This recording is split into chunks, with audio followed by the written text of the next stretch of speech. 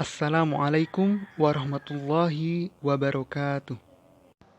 Kami dari kelompok 3 akan mempresentasikan materi tentang mengenai objek kajian ilmu, manusia, Tuhan, dan alam. Saya akan menjelaskan tentang konsep ketuhanan. Konsep ketuhanan. Filsafat ketuhanan adalah pemikiran tentang Tuhan dan pendekatan akal budi kita sebagai manusia.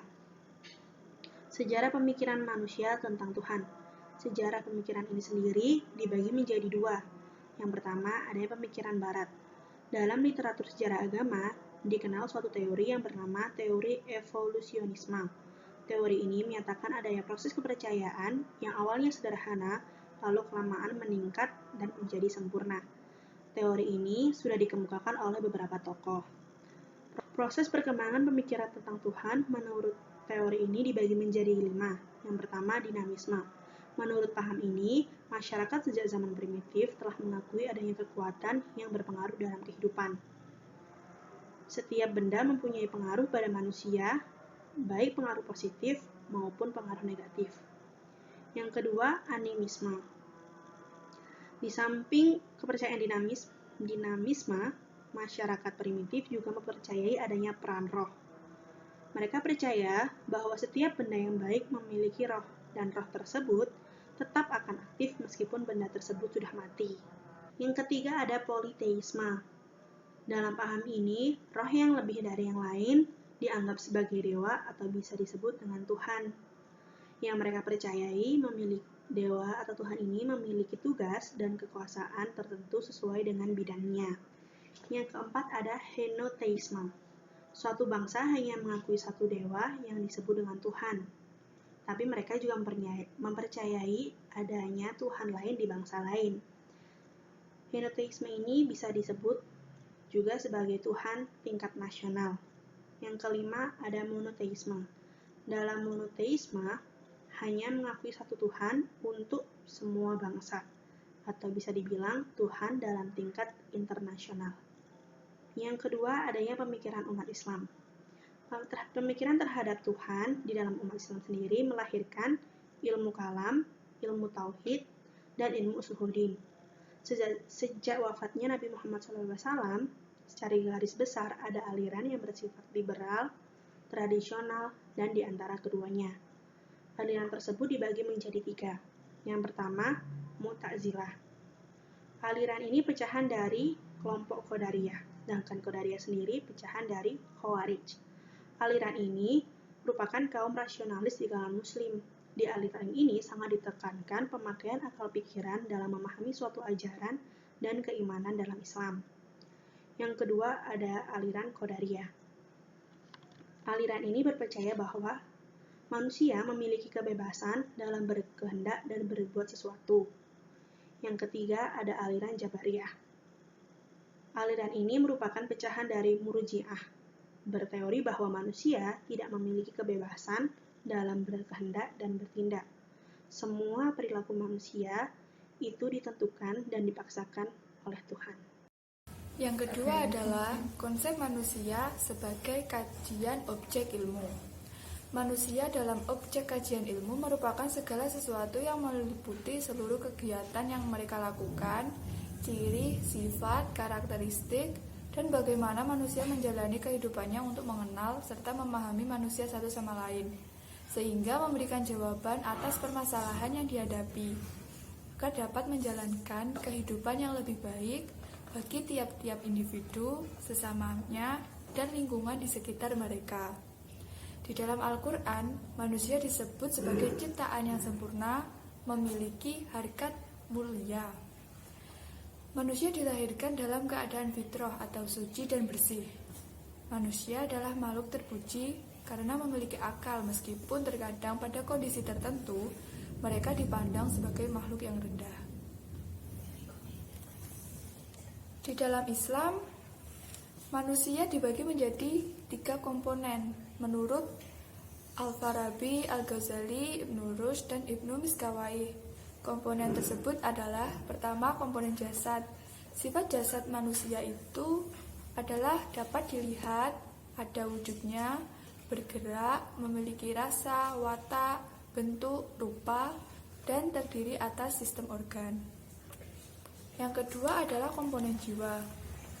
Komponen jiwa ini berasal dari alam ruh, dari perintah Tuhan dan tidak menyamai atau menyerupai Tuhannya. Komponen jiwa ini mempunyai sifat yang berbeda dengan jasad karena jiwa dapat berpikir, mengingat, dan sebagai penggerak jasad itu sendiri. Yang ketiga adalah komponen hayah. Komponen hayah ini merupakan unsur hidup yang telah menunjukkan kehidupan manusia sejak manusia masih dalam bentuk embrio. Karena pada tahap ini, ruh belum ditiupkan ke dalam jasad manusia.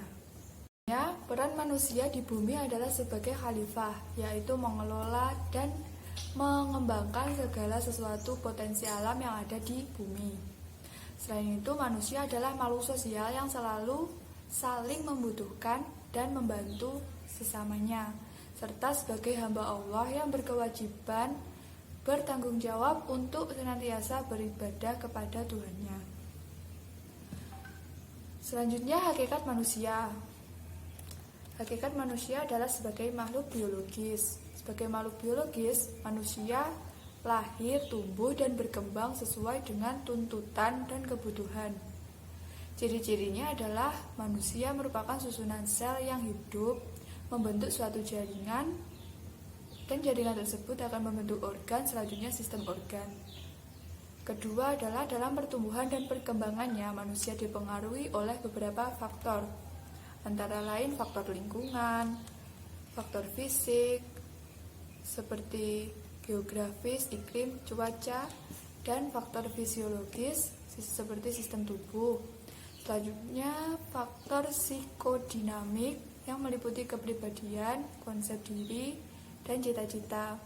Yang terakhir adalah faktor spiritual yang meliputi pandangan, motivasi, dan nilai-nilai. Sifat manusia selanjutnya adalah tunduk terhadap hukum alam, lalu memiliki individu, maksudnya manusia sebagai makhluk psikologis, memiliki struktur kepribadian yang terdiri dari ego dan superego,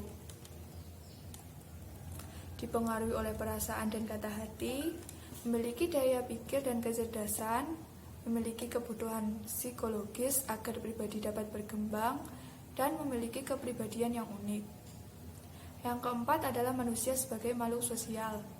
Ciri-ciri manusia sebagai makhluk sosial adalah tidak dapat lepas dari orang lain, hidup dalam kelompok, bersosialisasi, berhubungan, menyesuaikan diri, dan saling mencintai, menghormati, serta menghargai manusia lain. Yang kelima adalah manusia sebagai makhluk spiritual. Manusia diciptakan oleh Allah dalam bentuk yang sebaik-baiknya, memiliki jiwa yang sempurna untuk menjadi khalifah di bumi. Bukti manusia makhluk spiritual adalah manusia memiliki keyakinan dan kepercayaan terhadap Tuhan dan bertakwa kepadanya. Konsep alam. Kata alam merupakan terjemahan dari bahasa Inggris yaitu nature, sedangkan nature berasal dari kata Latin natura yang berarti disposisi bawaan atau awalnya berarti kelahiran. Natura merupakan terjemahan dari kata Latin yaitu physis yang berarti karakteristik bawaan dari seluruh makhluk hidup yang ada di dunia.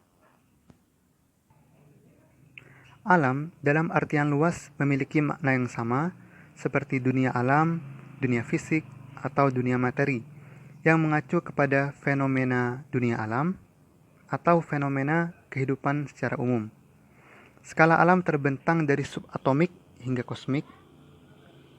Studi tentang alam merupakan bagian besar dari ilmu pengetahuan.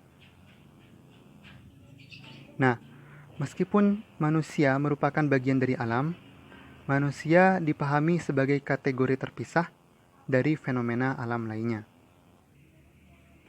Konsep alam oleh para tokoh filsafat alam. Sebagaimana kita ketahui, sejak dulu manusia telah berpikir tentang adanya alam ini.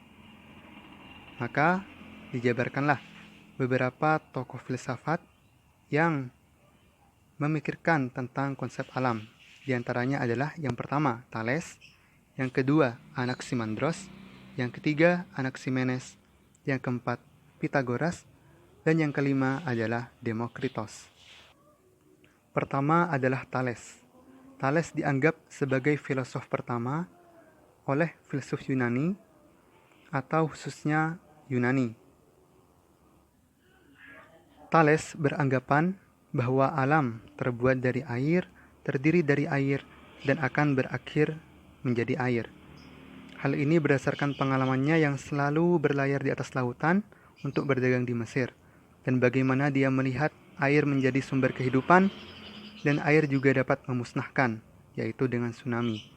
Jadi, pandangannya menyatukan semua pada air, yaitu air adalah asal dan akhir. Yang kedua adalah Anaximandros. Anaximandros adalah murid dari Thales. Namun, dia terkenal karena pandangannya yang bertentangan dengan pandangan Thales yang mengatakan bahwa semua berasal atau terdiri dari air. Nah, Anaximandros melihat bahwa api tidak memiliki kandungan air di dalamnya. Karena itu, dia memiliki pandangan bahwa dasar segala sesuatu adalah tu apeiron. Apeiron berarti tidak dapat dijabarkan, atau tidak dapat dirupakan, atau tidak ada yang menyamainya di dunia ini. Karena sesuatu yang dapat ditangkap oleh panca indera kita adalah barang yang memiliki akhir. Itu adalah pandangan dari Anaximandros. Yang ketiga adalah Anaximenes. Anaximenes adalah murid langsung dari Anaximandros. Namun, pandangannya tidak sama dengan Anaximandros. Karena pandangan Anaximandros berarti sesuatu yang metafisik, dan dia beranggapan bahwa sesuatu yang fisik dan metafisik tidak ada hubungannya atau tidak dapat dihubungkan. Jadi, Anaximenes mengembalikan pandangan dasar dari alam kepada fisik, dan dia menemukan bahwa itu adalah udara. Sehingga pandangannya bahwa dasar dari segala sesuatu yang ada di dalam ini adalah udara.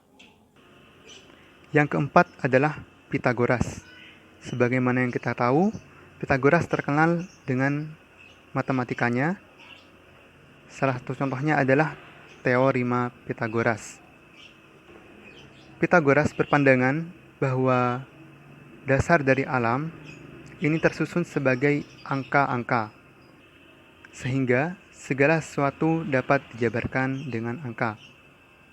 Mungkin pikiran matematikanya berpengaruh kepada bagaimana dia berfilsafat, sehingga dia menjabarkan bahwa dasar dari segala alam, dasar dari segala sesuatu yang ada di alam ini adalah angka, atau tersusun sebagai angka-angka. Yang kelima adalah Demokritos. Demokritos dianggap sebagai filsuf alam terakhir karena setelah Demokritos muncul filsafat atau filosof yang lebih merujuk kepada tentang manusia. Demokritos beranggapan bahwa realitas seluruhnya dari alam tidak terdiri dari satu, namun terdiri dari unsur-unsur. Nah, unsur-unsur tersebut menurutnya tidak dapat dibagi lagi, yang dinamakan dengan atom. A berarti tidak, dan tomos berarti dibagi. Berarti atom tidak dapat dibagi-bagi, sehingga pandangannya bahwa realitas keseluruhan dunia ini terdiri dari atom-atom. Relasi Tuhan, manusia, dan alam dalam perspektif filsafat ilmu. Yang pertama adalah relasi Tuhan dan manusia. Relasi Tuhan dan manusia ini dibagi menjadi 4. Yang pertama, relasi ontologi, di mana Tuhan sebagai sumber eksistensi manusia yang utama dan manusia sebagai representasi dunia wujud eksistensi berasal dari Tuhan, atau kata lain adalah hubungan pencipta dan makhluk. Kemudian yang kedua adalah relasi komunikatif. Nah, relasi komunikatif ini adalah Tuhan dan manusia merupakan kolase yang sangat dekat satu sama lain dan melalui komunikasi timbal balik relasi manusia dengan alam. Relasi ini menyatakan bahwa manusia tidak lepas dari interaksi dengan manusia, hewan, tumbuhan, maupun lingkungan atau alam. Pada kenyataannya, saat ini manusia sudah tidak lagi memperhatikan keseimbangan alam dalam pengeksploitasiannya. Saat ini manusia sudah dikuasai nafsu untuk meraup keuntungan sebanyak-banyaknya, sehingga dalam memanfaatkan alam tidak lagi memperdulikan dampak buruk terhadap keseimbangan ekosistem alam. Bila hal itu terjadi, maka jelaslah hanya dampak buruk yang akan kita terima sebagai konsekuensinya. Oleh karena itu, manusia dan alam ini sangat keterkaitan. Nah, meskipun keterkaitannya ini dapat merugikan konsekuensi, tetapi jika manusia tidak ada alam, maka tidak akan terjadi hal apapun. Sekian penjelasan dari kelompok 3. Semoga bermanfaat. Wassalamualaikum warahmatullahi wabarakatuh.